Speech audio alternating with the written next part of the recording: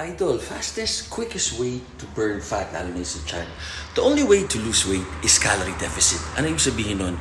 Mas konti yung kinakain natin, mas marami tayong nababurn na calories na energy. Calories kasi is energy para mabuhay.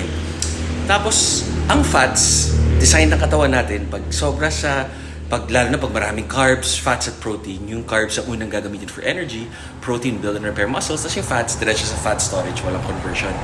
Ang carbs, pag sobra, sa glycogen stores ng muscles at ng liver. Ngayon, kung may sobra, magpapawis tayo or matagal na conversion bago siya mapunta sa fat cells. Ang protein, sobrang tagal bago yung fat usually na poop out natin or naiihi o napapawis.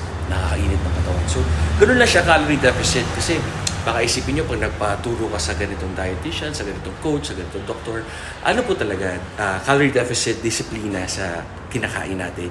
Tapos makakatulong yung galaw, lalo na kung may muscles, para walang loose skin, tapos walang stretch marks. Tama kayo, bali ako na Dr.